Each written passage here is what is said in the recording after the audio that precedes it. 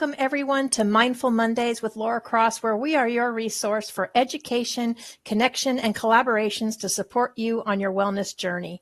And I would like to start by thanking our sponsors, Dr. Erica Buchholz and White Sands Premier Travel, for the sponsored appearance, because it's these sponsored appearances that makes Mindful Mondays possible. But today we are thrilled to welcome Dr. Erica Buchholz. She is a master of laughter and play. With 15-year experience, Erica believes that the key to a joyful life is in passion for positive psychology. She empowers us to activate creativity, emotional regulation, and flow states. Dr. Erica Buchholz, thank you for joining us so much. Yeah, thank you so much for having me. It's so exciting.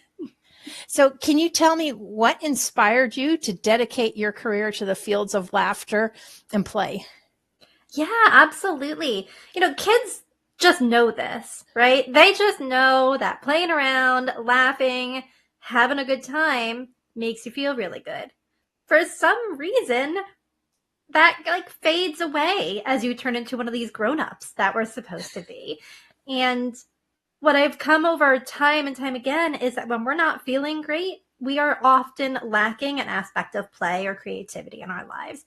And when you reincorporate that back in, things start to feel a lot better. And so through my own journey, yeah, play has been really helpful at feeling better and feeling more like myself and who I really want to be in this world. Yeah. Maybe can you share a little bit with us about what your journey was like? Yep, absolutely. And how that helped. Yeah, so I had a really kind of traditional career path. I went to school, I worked the jobs, I did all the things they asked me to do. I showed up as the professional, I wore the uncomfortable shoes. I did all of the things I was supposed to do. I did them well. I got, positive feedback oh, you're doing this great, do this. But I just kept hitting cycles of burnout. And just feeling like this is not the right fit. I am unhappy. I don't know how to get out of this. And some humans are really good at experiencing something once and getting themselves out and moving on. I like to repeat things to really learn how to do it. So went through a few of these cycles, and there was a moment where I Googled one day how to feel better now. Because that was it. I had nothing else. I had tried all the things that I knew how to do, and nothing was landing. And what came up on the very first Google result was laughter yoga. And I said, nope, that's not a real thing. There's no way that's real. No. Being the researcher that I am, I had to know more. And I looked, apparently it's very, very real. And laughter yoga, it's not like stretching and laughing. It's more intentionally laughing to adjust your cortisol, your stress hormones, and to feel better. And again, common sense tells us this. When we're laughing, we do feel better. It's not a really big leap. I don't often have to convince people of this. This is something people know. But intentionally incorporating it into your life, for me, that was the first step to break out of burnout, and actually break out of it. Because the laughter turns on your right hemisphere, allows you to be more creative and come up with creative solutions to the problems you're having, rather than just kind of doing the same thing and getting stuck in your thoughts and repeating cycles that really don't and spiraling. Yeah. Yeah, I'm familiar with that deeply. Yeah. But the play piece, when you can intentionally add it in, it's changed everything, right? Because now I can dip into a low mood, but now I know just fake it till you make it laughter, and it changes me neurochemically, and I'm back to who I was, just 10 minutes ago before I dipped in. So it's been a really spectacular journey, and really, I wish I knew this sooner, but it's okay. Here we are now. I think a lot of us do. I think you're the third or fourth person now that I've come across since doing this that had talked about laughter yoga. But before that, I had never even heard of that, and, you've seen people talk about goat yoga and they go with all those places. Then someone said laughter yoga, and I'm like, okay, how many different things can we do with yoga? But it like you said, it is a real thing, and it does help a lot. Yeah. I've not done goat yoga yet, although that is on my list of things. Really? And who did penguin yoga. One time we had penguins around. Wild, so fun. I think they did the aquarium or something. So yeah, super fun. And yeah, the part I love about the laughter yoga is I don't need to have penguins in my room. I can do it where I want to do it. I could do it by myself. I could do it in a group of people. And all you gotta do is giggle. That's it. You can't do it wrong. See, Yeah. thing in my day where I feel like I can't do this one wrong. I can't laugh incorrectly. No, and if I remember correctly, I think someone told me that your system and your body doesn't know the difference between a fake laugh and a real laugh. Would that be correct?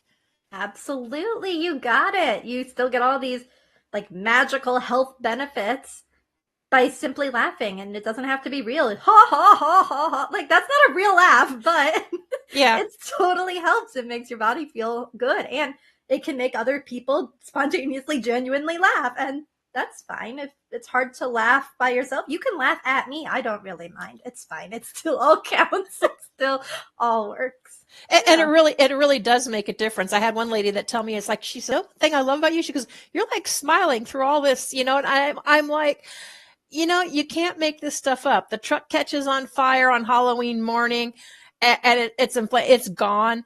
I'm like, there's nothing we can do about it. No one was hurt, and yes, we lost a vehicle, but me and my fiance are like, just like, it's like, well, you got the smoking hot bod you wanted, didn't you? I'm not sure that's the way you should go about it, but I mean, really, life is too short to take everything so seriously. I mean, we have other vehicles. The main thing is no one got hurt. Vehicles can be replaced. Yes. But I don't know. I don't know about you, but in my life, I've learned that it doesn't do well to just stress and worry and overthink things, because it's not going to change it. It's done. Mm-hmm. Now, how do you move on? Right? Yeah, absolutely. Yeah. Yeah. Yeah, there's this piece about that I heard about anxiety that I love, right? Like it's this idea that I will think about everything so I'm prepared for all the terrible things that could possibly happen. And pretty much none of them have ever happened. I've spent a lot of time preparing for things that never happened. And often the thing that happens, I wasn't even creative enough to come up with myself, but I was creative enough in the moment to manage it and deal with it, because I have survived 100% of my bad days. I have an amazing track record of getting through them. Pretty sure I'll do that in the future too. Yeah, I even learned that lately. It's like, you know what? You look at it, it's like, okay, it's always worked itself out. It's not going to do me any good to get all upset and worked out about it. It's going to be, you do what you can do, and that's it. Absolutely. Yeah. Yes. So can you share a personal story where laughter significantly changed your perspective on a challenging situation? Oh, sure. Right. We all have them. So yeah. Absolutely. I think when I was starting my business, I fell into the same trap that I had fallen into when I worked other roles, right? I had turned into a bad boss myself, right? You have to get these things done. It has to be really organized. How dare you have missed a social media posting that you put on your calendar thing, right? And I had noticed like I turned into what I didn't want to be a part of any longer. So in having started my own business, I turned into a bad boss. That's not okay. So knowing what I'm doing here and remembering trying to avoid a burnout, I said, how can I incorporate playfulness into my workday intentionally?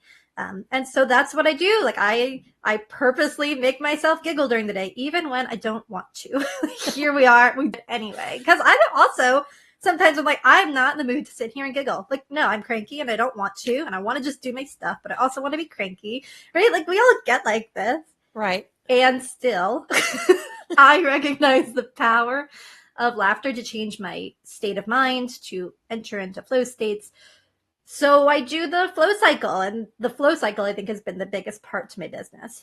There's 4 stages. The first thing you do is you struggle with whatever your problem is, which I have no problem entering into the struggle phase of Right. the task. Right? But the second stage is where a lot of us get stuck. We get like frustrated or angry, or it's something that isn't going right. And so we could move off and watch some Netflix or TV or whatever. But if you could change what you do in that moment into some kind of release, For me, that's play. That can be laughter. It can be doing something creative. It can be doodling. It can be going for a walk outside. Just distancing and releasing the pressure from that task. Your brain does all these magical, wonderful neurochemical things, and you will then enter into a flow state where the thing you were struggling with actually becomes really easy. And you're just like, oh, wait, I can do that. And it's over and it's done with, right? Yeah. And then the other piece that we all often forget, but I'm sure you are very familiar with, is the rest and recovery stage, where we have to then breathe, rest, recover, rejuvenate ourselves, nourish ourselves. Those aspects allow you to then eventually come back into the struggle state and enter another flow state. If you never that break or rest, just constant like, Yeah. You don't need that. That's not required. If you can intentionally give yourself that permission and that understanding of the value of rest, it makes getting into your next flow state so much easier. And so that's how I've made my business more playful, and I've stopped being a bad boss to myself by recognizing this true ebb and flow and using play to enter into my flow states. That's been a real game changer.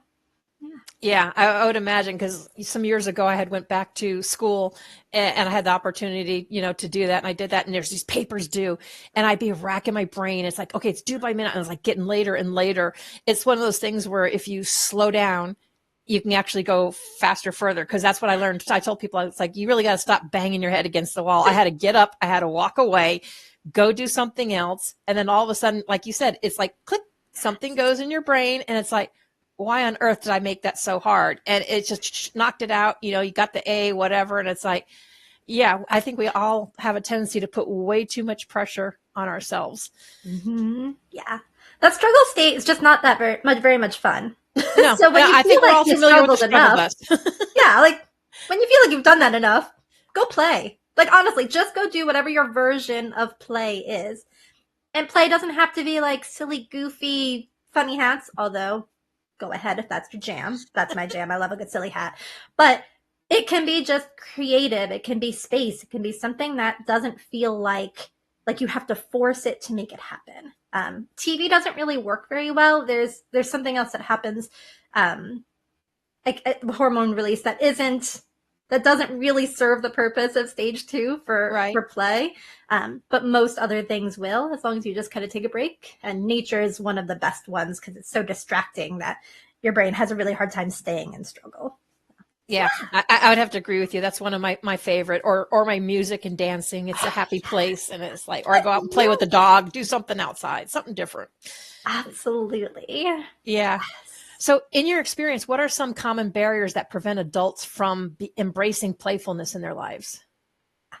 I think the biggest one that comes up that I hear is the stigma of I can't be silly around other grown-ups. I'm supposed to be a grown-up or professional, or I can't do that at work. And what will they think? Because we all still think about that. We're still these, adorable mammals who need other humans to survive. Like it's, a lot of us can be pretty independent, but on the same end, we need a bit of interaction with humans often to feel fulfilled. So we worry about being kicked out of the tribe, right? We worry about not getting along, or people thinking that we are not worthy of hanging out with. Exactly, right? So giggling with other grown-ups, even though nothing funny is happening, breaks a lot of social rules. So that can be weird. It just is. There's also rules about how long you can laugh. Like if you're the last one laughing, everybody's looking at you like, all right, it wasn't that funny, even if it was, right? And if you're too loud compared to everybody else, and everyone's like, oh my gosh, what is wrong with her?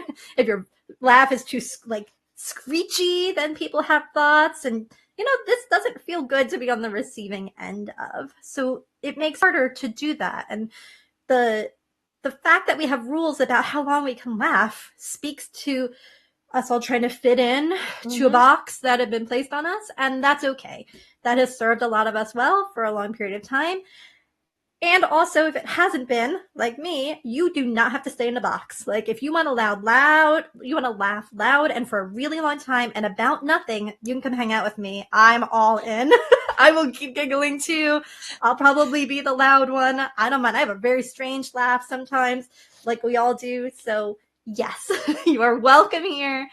But yeah, it can feel kind of weird. When Yeah, you're in the right crew, I've done though. that too, especially when you're overtired. Some of us like me, if I'm overtired and something hits funny, it's like, yeah, I cannot stop laughing. And my fiance is like, it's really not that funny. I'm like, it is. I'm just overtired. My body just doesn't know what else to do but to just sit there and keep laughing. Or I've laughed so hard I've had tears come out or I can't breathe. I'm like, Mm-hmm. okay. So, Yeah. but yeah, It's a huge release for your body. Like often during a laughter yoga session, I'll start crying. Like I just will because I'm really good at stuffing my emotions down. Like I have practiced that for a long time. I'm good at it. And so the laughter ends up being a release. And so, yeah, sometimes I'll cry in the middle of it. I'll be laughing and crying and laughing and crying. And then I'll laugh some more because I'm crying while I'm trying to laugh. And so it's all good. It all works itself out the way it's supposed to.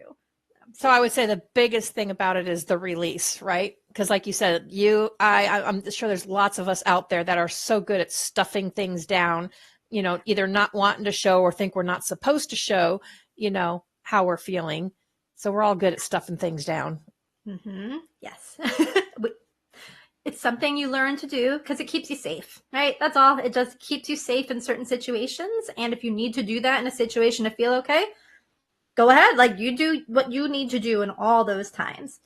Yeah. There also are spaces though, and you can create and cultivate others where it's okay to release and it's okay to be silly and joyful and ridiculous.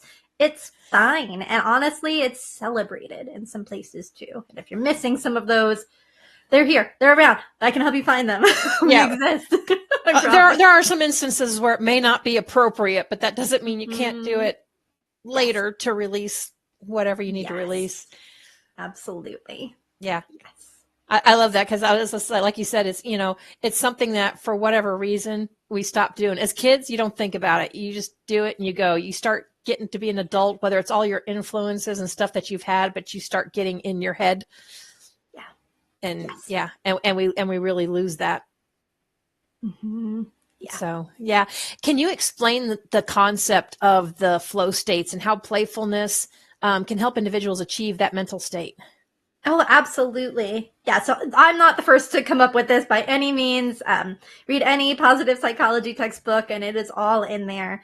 And some people speak about it in terms of peak performance. Like you can get yourself into these states in order to really do well and to do your flow work. Flow is like a state where you're not really thinking about it. You kind of lose track of time. You feel really, some people call it in the zone. And it's a time where you tend to produce some really creative work. It can be really like monotonous tasks that you wind up doing, but you wind up doing them really quick. Mm-hmm. That's great too. There's no bad way to use one of these states. But staying in a flow state for a really, really long period of time, a lot of us think that's what we want, but that doesn't feel good, to be honest, because you're missing out on all of the other things. Imagine just like trying to write a book, but never leaving a flow state for like 16 hours straight. Like that would be so draining. It sounds exhausting. Right? It sounds like so much. Like it would be great in the beginning. This is awesome. I'm doing all the things. But eventually, like you're going to have to go to the bathroom. Like you're going to have to take care of other things too. So you don't really want to stay in that flow state for so long. That's where the rest and recovery is so essential. So if you enter your flow state, you do your thing and everything feels great. And you're like, okay, I'm ready to jump into the next one.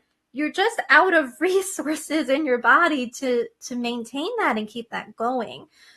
So I will say a million times over, this rest and recovery not only helps you with flow states, but if you don't engage in rest and recovery, that's your startups for burnout, right? There are a lot of other aspects that can build into burnout and make you feel down in there. Mm-hmm.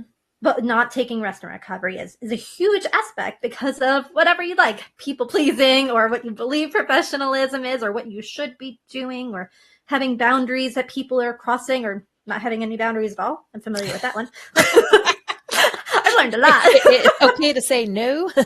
Yeah. Apparently no is a full sentence. It is. Who knew? It is. I know.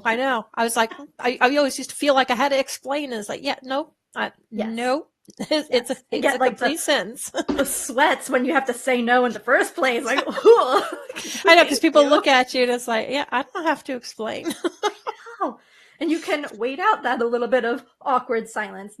Laughter yoga helps you with that because there's a lot of awkwardness and you just learn to deal with it, right? When you're the only one laughing, you learn to deal with some awkwardness until something changes. So yes, you can tolerate a no, period, and then wait, and it can feel strange. And then the other human is going to start talking at some point, and it'll be okay. You'll survive that too. Yeah, it's funny how we do that because it's like a lot of us get really awkward when there's a silence because it feels like something has to be said, but it doesn't. I don't know where we get all these ideas from or perceptions from, but when they're ingrained in you, sometimes that's hard to kick it loose too. Absolutely. Yes. Yeah. And you can practice, right? The best thing about, no, what I think one of the best things about laughter yoga is actually being able to practice some of these pieces like you're talking about. Like you can practice awkward silence. that is a laughter game where you go, ha, ha, ha. You make it really awkward.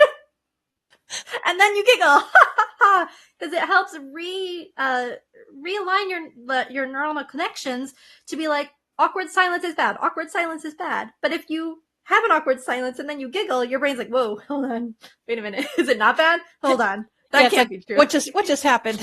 Yeah. And that's how you build new connections. That's how you come up with new thoughts and make those really strong. So you can practice what feels hard or uncomfortable or awkward in your real life through laughter and rewire what's going on. Oh my gosh, it's awesome. It's the fastest way to get new thoughts really, really solid in your brain. Yeah, I would have to agree. And I'm glad I'm having you on right now because there's already people struggling with their business. And now we're coming into the holidays, which isn't always a happy time for people. Yeah. So I know you can give us tips on how to integrate that, but we need to take a quick break from a word from our sponsors and we'll be right back.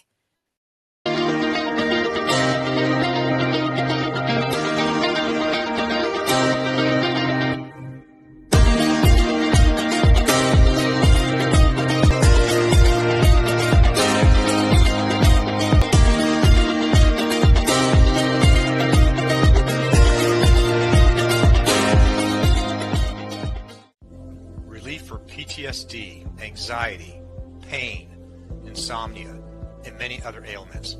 Introducing Vibe, the world's only pocket PEMF device. You place in your pocket while cooking, cleaning, relaxing, watching TV, sitting at your computer, reading, or walking. Self-contained standalone device. No drugs. No other phone or Bluetooth connections required. No monthly subscription fees. No apps to download. No zone. The future of medicine is in the frequencies. Come join the revolution.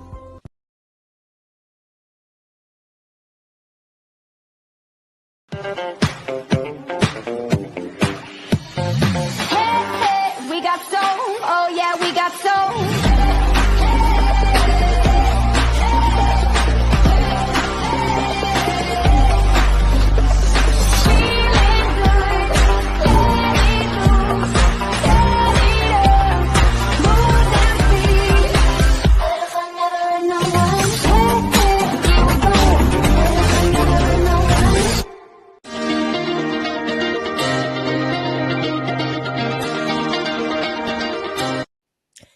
And we're back. So, Erica, tell us how, or give us maybe some tips or techniques of how people can start integrating laughter yoga, laughter, or being playful, just to release, some of that stress. Like I said, we're coming into the holidays.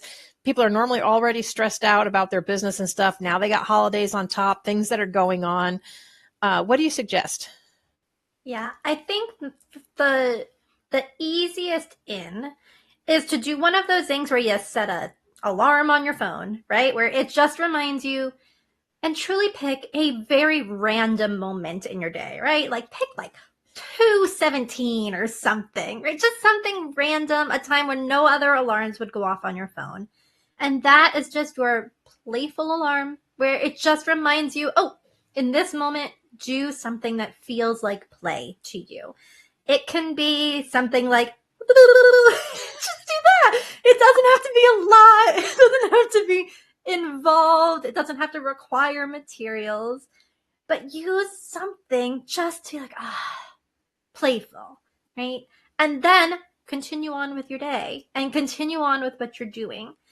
But if you do that even just for a few times, you'll find yourself boop, boop, boop, in the middle of the day, maybe, and I did a little like, nobody saw me, right? Like, and then you'll start to feel a little more adventurous, and maybe like, someone will ask you, oh, what's the alarm for? Oh, yep, it's my playful alarm. I have to do this every day. Some doctor lady told me I had to do it, right? And then they'll start doing it. Why? Why do you have to do a silly thing every moment? Oh, because it lowers my cortisol, lowers my stress hormones. It can help regulate my heart rate. It can impact my cholesterol and my blood sugar, all of these things by simply laughing. So I have to do it. It's important. It's as important as doing squats, right? Like it is right up there with taking care of myself. So that's a really easy in. If you know you're feeling stressed, like you know that like shoulders are touching your ears thing, I always encourage you to just do this one simple laughter game. It is something you can do silently, or you can do it out loud by yourself in a group, doesn't matter. So you just take a deep breath in, let it out, breathe it in, hold it, and now just let out.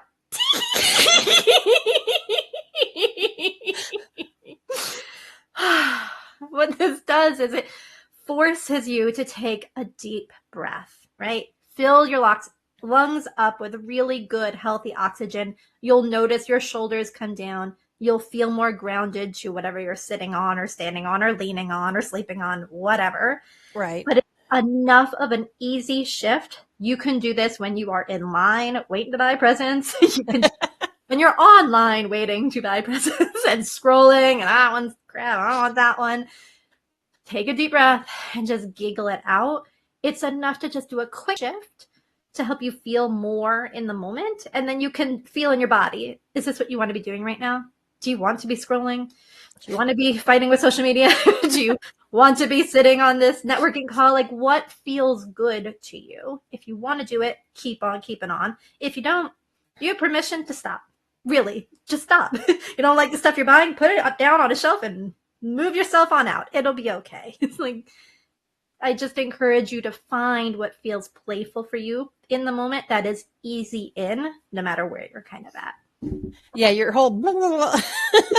Silly, right? That reminds me of me trying to make shorts because I wind up tripping over my tongue, and this one's like, oh my God. And if I get myself laughing, it's like, okay, I just like force myself to keep doing it. And eventually it's like, there it is. Okay, cool. We're done. Yes. But yeah, Beautiful. at least normally I'm home alone though when that's happening, because otherwise I think somebody's going to come after me with a straitjacket. So I'm like, I understand completely. It's taken time for the humans around me to just accept that I'm giggling out of nowhere sometimes, and it's fine. My dog, she's a very reactive dog. I used to record laughter videos, and anytime I would start laughing, she'd like jump up, like concerned face right here, like, are you ill? I'm not ill. Like, we're fine. We taught, she's learned laughter is healthy. Humans are weird, but sometimes we laugh by ourselves too. no, yeah, I have a service dog too. So any strange things, like he'll come in and be like, what's going on? What's wrong? I'm like, no, I'm fine, really.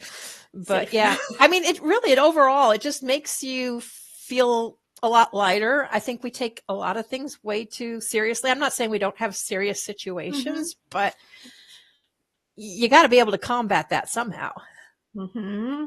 Yeah. Like, yeah. The playfulness isn't to forget about important things. It's not to make little of anything. It's not really like laughing at, like, I'm never laughing at someone. Like, oh, that person's so awful. Like, that's not what this is about. That doesn't bring joy, right? And some people ask, oh, but it brings some people joy to laugh at other people falling down and things like that. And it's not really that it's bringing them joy. It's probably feeding an insecurity that they have, though. And if that's what they need in that moment, let that human do what they need to do. It's okay, right? But the one that will really replenish you is more about that, what feels expansive in here, right? When laughing, because in otters, when they sleep, they hold hands, and that's adorable, and that makes me smile and laugh and feel full and big, and I want to tell people about it. I've seen those. Yeah. Yep. So cute. That is so cute. Good Lord. So we can come back to that. I had a question. Well, I'll tell you what. Okay. So positive psychology, you've taken positive psychology. You were talking about laughing when someone falls down. Now, I know a lot of adults subscribe to that when their kids do it, because if you go, oh my God, you get all worried, then the kid really cries and, gets into it rather than saying, oh, I'm okay. It's not like you're laughing at them, but you're telling them, oh, it's okay. And they just kind of dust themselves off and move on. Mm-hmm. Yeah, right? It's all about your intention, right? If you're like, oh my goodness, are you like trying to help show them like you are safe? Yeah, you fell down and you scraped your knee and you're safe and everything's okay and you can get up and keep going. That's a really healthy response. Now, if they've fallen down, they scraped their knee and they're really in pain and crying and you try to meet them with, you're fine, you're fine, you're fine. They don't believe you. And so that strategy won't work in that moment. If you tried it and it didn't work, okay, just pick another one, right? Try then. Okay, do you need a hug? Do you need a Band-Aid? Do you need kisses? Like, what do you need? What will help you in this moment? And maybe they don't know because they're little, and that's fine. I don't even always know what I need. It's okay. I'm big, and I still don't always know what I need. It's okay. But it's hard for a hug to go too wrong, right? Unless they're like, stop touching me, I don't want that. Okay, respect that. But overall, you're showing them you're safe. And that's what that comes to. Like, oh, okay, let's keep going. Means you're safe. You're okay. Yes, it hurts. And you're okay. Let's keep on keeping on. And most of the times that's met with pretty positive response, unless it's a big injury. And then you change tactics, and that's okay too. Yeah. I was going to say, it's kind of, I always called it embracing being perfectly imperfect. Once you did that and stopped being the perfectionism, like it gets easier to laugh at yourself. And it's like, you know what? People are either going to laugh with you or they're not. When you said that about, I'm not laughing at you, it's like, that's what I always tell myself, I'm not laughing at you. I'm laughing with you. The other person might be, well, I wasn't really laughing. Like, well, probably should be. You can. I invite you to laugh along with me if you'd like. I'm good here. Yes, absolutely. Always an invitation, right? Oh, always. Absolutely. Here. Absolutely. So what tips do you have for someone that's struggling to find their creative flow, and how laughter can assist in the journey? Mm-hmm. Yeah. If you find it hard to turn it on yourself, you're not alone by any means. A lot of us struggle with that.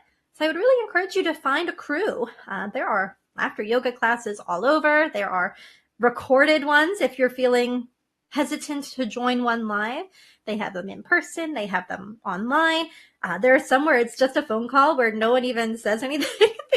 You just call, everyone's on just a phone, and everyone just starts giggling and just laugh and laugh and laugh for 15 minutes, and then everybody hangs up and moves along. Like there's no content except the giggling. So I would encourage you to find a crew. And if, again, that feels like still too much, I'm not quite ready for that, find a friend. Watch something silly together, right? Send silly text messages to each other. Send way too many emojis that make no sense whatsoever, right? Like, just do something that's little and playful, and you can work up into doing more and more and more. But find for you what feels playful. And I know some adults sometimes have a hard time. I don't know. I haven't played in so long. I don't know. It's funny. What do you want me to do? Pull out some blocks? I don't know. If you got blocks, try it. Like, I don't know. Sure. Why not? I don't know. You are welcome to find a kid's toy or a grown-up toy and go for it. But you can also think about what was fun when you were a kid, right? What did you enjoy doing when no one was telling you what to do, or you're kind of hanging on your own? What did you choose to do? Did you read? Did you draw? Did you create? Did you build? Did you break stuff? Did you dig for worms? Like, I don't know. As a grown-up, go out and dig for some worms. It's fine. Like, you can do you now as a grown-up, just like you did as a kid. And that can be a lovely little gateway into what you find fun as well. Yeah, it's kind of amazing how we get so stuck in the adult world and what we're supposed to do that we stop doing the things that we love. We stop doing the things we enjoy, or we may not even, remember what it was that we did, or we might find something totally new. Absolutely. Have fun. It's nice being a grown-up because you can do what you want whenever you want to. You don't have to wait until someone gives you permission to whatever. For me, yeah. I think one of the first things I started doing was remembering that I can eat cake even when it's not a birthday. Like, you can just eat cake as a grown-up. Like, you don't have to wait for it to be a birthday. You could just go to the store and get a cake. It's glorious. I can have dessert first before my meal, so that way I'm not full and can't get to the dessert. Yes. You have that option as an adult. Amazing. Yeah. My college roommate loved art supplies that would allow her to color that looked good. Like not like, the crayons that are like kind of like crummy. Like she wanted good crayons. Let's do it. So we used to color Scooby-Doo coloring books with good crayons and it would feel awesome. So yeah, teach your own, whatever feels good. And you said you have the laughter video. So that's on your YouTube channel, right? Because I put the QR code up for that. So you have lots of laughter videos that people could tune into and start practicing their own laughter as well, right? Yep, you got it. And I'm not the only lady. There are a lot of us who out there create the videos. So find what works for you. Find what feels fun. Watch a 5-minute video. Watch an hour-long video. Do whatever feels good. there are plenty that are like 30 seconds long where it's one quick laughter game and there you go. Go back to your work or whatever it is you were doing. Yeah. No, it's neat. I didn't even, like I said, when I first started learning that was out there, it's like, if you think about it, probably a lot of us were kind of exposed to it, but not really knowing. Because you got all those funny videos out there. My friend loves, she's pound and determined to own a baby cow. And so I get all these videos of these like little cute baby cows. They're miniature fuzzy cows. She goes, I want a miniature fuzzy cow. So I get these videos from her with miniature fuzzy cows. They'll be walking through a doggy door and in the house and out. And I was just like, oh my God. Oh, it makes me so happy. So now I've been the playful lady for a while here. And I will get text messages from people. This made me think of you. I just got one that was something like a groundhog or somebody eating cabbage. Like it was some adorable little creature just eating cabbage. And it said, if you watch 15 minutes of this creature eating cabbage, you'll feel better. And it's right. I watched 15 seconds of it and I felt better. So yes, I love getting messages like that. So go ahead and send them off to your friends and anyone you know. Just send videos. You cannot go wrong. Yeah, and you never know. You could actually send that to somebody. You don't know how their day is going, right? You might actually be able to help lighten up somebody else's day, by sending them something. It might be just enough to break whatever was going on or happening in that day. Absolutely. Yes. You never know the ripple effect, right, of what it is that you're doing. And if they don't like it, whatever. You probably had a good time sending it. So just take it as the win. It's okay. If they tell you that they liked it, bonus points. Yeah. Like even better. Win-win. There you go. Win-win. Yes. So what advice would you give to someone who feels like too serious or disconnected from their playful side? Yeah. I think number one, you are not alone. Just know that you are not the only one who's feeling this way. Even people who have felt playful can feel that way again. It's okay. Our moods change. Our response to things change. What's happening around us changes, and that's okay. And you have lots and lots of agency about how much playfulness you bring into your life. Now, if you are working a role where you really can't be playful or joking around, that's okay. You do not have to act like that in front of clients or in front of a boss where that's going to, injure your reputation or something like that. But you can find playfulness in your own moments as you need. I worked a role for a while that I needed to be very serious in front of the client and customer, and that was fine. And I learned I needed these like on the pressure cooker where you hit the valve and goes some of the steam out. Let the steam out, yeah. Yeah, I used to go into the bathroom and go into a stall and do the like superhero poses to help. And I used to shake off all the seriousness that I was experiencing. Because there's a real thing, like animals, after they experience stress, they do a full body shake to dispel that energy. Humans, we think that's kind of weird. We don't really do that. But we should really do that because it really, really helps. And just literally physically shaking out your body can absolutely alter your energy, neurochemicals, on all of the things that you're feeling. If you're feeling really tight in your chest or the top of your stomach, shaking it out in a big, deep breath really changes your experience of your body. So I used to go to the bathroom and do that and just find a way to pull the seriousness off. And I would go back and I had explore.org, the app on my phone. It's live animal cameras. Oh, Because there's always, the kitten cam is always on, and the kittens are always adorable. So I would just watch it for 30 seconds, a minute, however long I needed to just be like, life in this life have to feel like this. This life doesn't have to feel like this. Adorable kittens are sleeping all over the world right now, and I can take a deep breath and I can be okay. So find your ins. If animals aren't your thing, that's fine, right? Listen to a clip of your favorite comedian on YouTube if you must. Find a song that you remember listening to in high school that makes you want to boogie and dance a little bit, right? Whatever you have and to not do, care what people think. right? Especially when you're in the bathroom, whatever, you can do whatever you need to. The bathroom is the place where you get to do whatever you need to do to get yourself feeling together. It's fine. Everything goes. So you do what you got to do. Those are my kind of easy in advice. Mm-hmm. And then I would say plan it out as much as you can. Make it routine so that it doesn't just fall away. Say fun and strong affirmations. We write them in chalk marker on our bathroom mirror just to help us feel amazing and strong and powerful. That can feel really playful. I used to live someplace where we had silly hat Wednesdays. On Wednesdays, we wore silly hats. That was what we did. It was a thing. Anyone who would come over, you had to pull a hat out of the closet because it's Silly Hat Wednesday.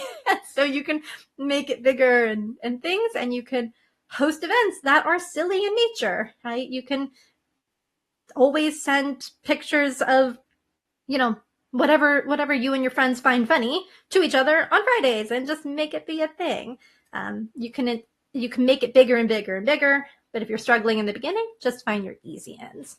Yeah, and I'm sure with all the stuff, I won't mention the A word because she'll be listening behind me, but you have that or serious or whatever, I'm sure you could probably program it, right? And set an alarm to absolutely, I don't know, tell you a dumb joke of the day or share something or have it play your favorite song at a certain time. And we've got a lot of things at our fingertips now. I think nowadays that could help with that. Absolutely. Yeah. And you can change the, if you wake up to an alarm, you can change it. It doesn't have to be a silly, like, ring-a-ling-a-ling-a, right? You can make it a fun thing. You can make it an affirmation that you want to hear. It can be a joke that you hear every morning that makes you laugh so hard that you get out of bed giggling. It's great. Technology, like, let's use it. Yeah, I normally change them to different tunes. And sometimes it's funny to see other people's reactions because even ringtones, I have certain songs attached to certain people. Yes. It's the best. So it's like, oh, yep, okay, I know who that is. That's really smart too. It's good, like cognitive spacing. Like I love that. Yeah, if it's the other regular tunes, like I don't necessarily have to answer that, but you could put tunes to who you know is calling, and then sometimes I just let it ring because I'd just rather listen to the tune. But I get that. Yes. Yeah, a very playful strategy. I love it. But how cool is that you were able to recognize that, go through all of that, go through the burnout, and now embrace yourself in a business that spreads joy, laughter, helps others, lighten the mood, and help them change their perspective. Mm-hmm. Yeah. This has been the best, most fun job I've ever had. So this is way better than a lot of the others I've had. I don't really know how it couldn't be, but so who do you work with a lot for your clients? Mm-hmm. Yeah, a lot of time I'm working with people who recognize that the seriousness thing they've taken a little too far, and that's okay. It's, a lot of times people are looking to transition careers or are kind of mired in the monotony of parenting and need a little bit of a break and a little bit of chance to this playfulness, whether it's a laughter class or a coaching session, can help break some of that and help you to just think in a new way and find a little bit more of creativity to get there. And I also help entrepreneurs who are looking to have fun with their business and develop programs that feel like exciting to offer. Again, here are all the SEO words and everything, and I shoved it all in, and I have a perfect sales page, and that's all important and good. And you can have a lot of fun with it too. And so I help people figure out how to add the playfulness back into how they approach their business too. Yeah, which I think is a good quality, because we build our business to be successful, to have more time with our home, but yet you don't want the fun to go out of it. You don't want it to be fun. You don't want what you love to do becoming a job, because then that's not fun. Yes. Yes. And you can get that seriousness pop in again. And when you have that, like, I have to figure it out. I have a lot of pressure. Your right hemisphere really doesn't function as well. You don't come up with as creative solutions. But if you can activate, turn on your right hemisphere, and you could do that by giggling and by playing, and or you could just play. You don't even have to laugh if you don't want to, right? But if you want to just play, you'll turn on your right hemisphere and you come up with better, more like straightforward solutions to your problems that feel better too. So what are some of the games or programs maybe that you've come up with for a client that work well? Yeah. So a lot of times what we'll do is figure out, I'll help them get into a struggle state. Tell me about what sucks. Tell me what's really hard. It's a really good first question, right? Tell me about what's been really hard. Tell me where you're getting stuck. What's going on there? And then I will ask them questions and not at all related to the problem. What did you used to do for fun? Where'd you like to go bike riding? Who was your best friend? What'd you guys like to do together? To take them out of the struggle space and into the play and remembering things that were fun. Turning on the right hemisphere, doing some giggling as needed and as appropriate, right? Tell me about the hobbies you used to have. Tell me about the silliest thing you remember from high school. And you see a change and you feel a change in your body. And then we say, okay, so that problem you were talking about, if you were that person who is feeling light and easygoing and had a good time in high school, what advice would that person give you about this problem? And they come up with these beautiful solutions. Some of them are not realistic. That's fine. We can get them to be realistic, but they're always more creative and they come from a different part of your brain. It's not that logical, analytical, I must get it done, it must be perfect kind of zone.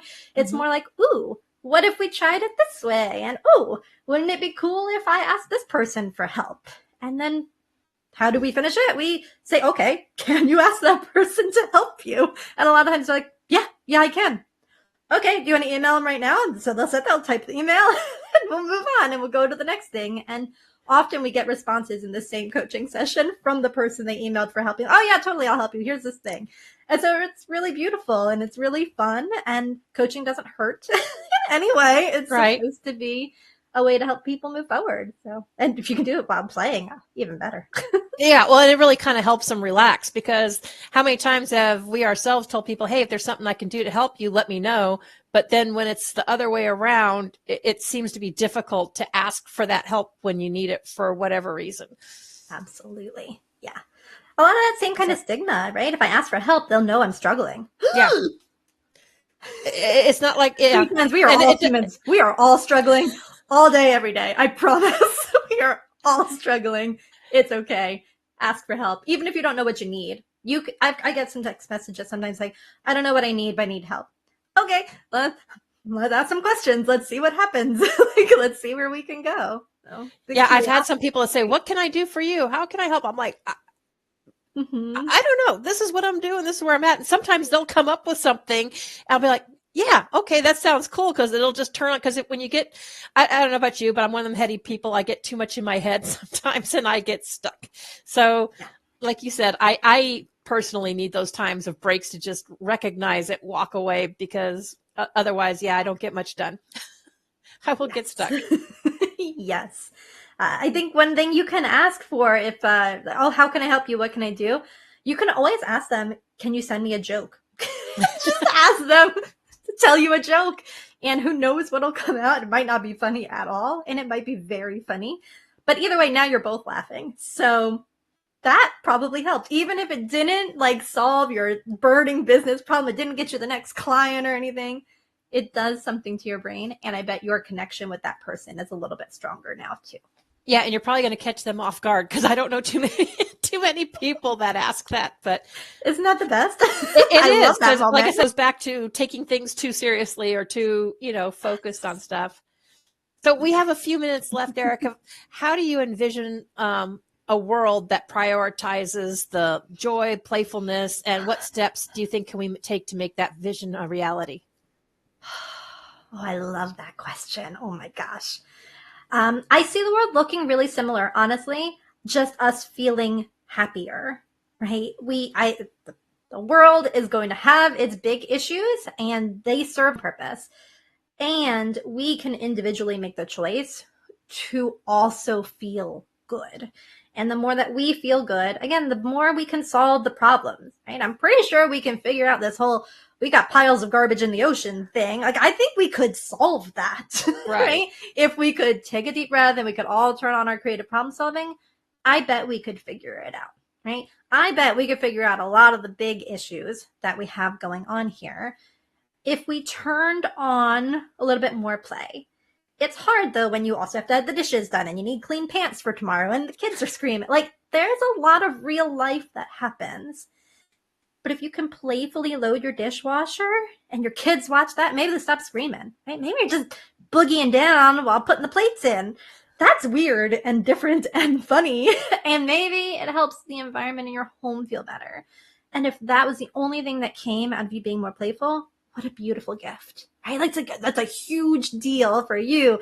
Anyone who's around you, that feeling of lightness, I think, can make a really big difference for what's going on. Even if it doesn't feel like it's solving world hunger, I think it's helping. Right? Yeah. And the more you can apply it, not just to the dishwasher, right? Maybe you apply it to holidays that maybe we're feeling stressful. Maybe you can apply it to clients who are being a little bit adversarial, right? There's a way to remember that we are all just humans trying. Like, we're just all humans trying. All of us, even the celebrities, the people making decisions, like, we are all just humans trying.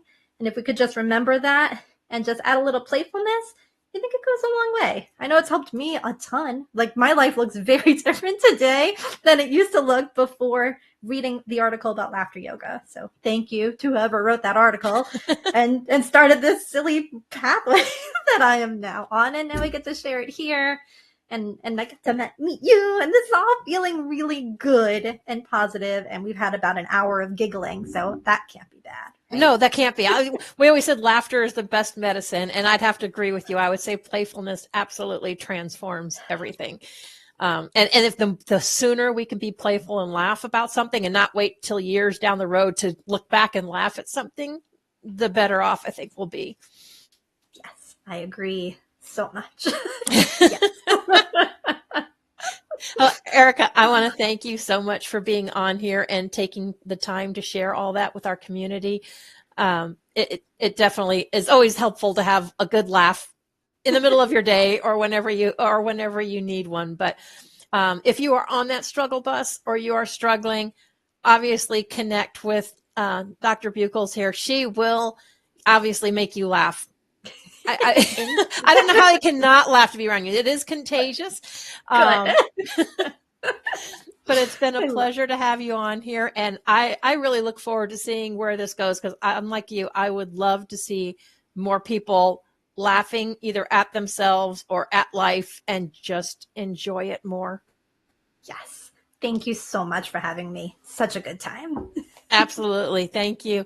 Everybody that joined us, I hope you had a good time and at least a good laugh with us, and take care for the rest of your week, and we will see you next time.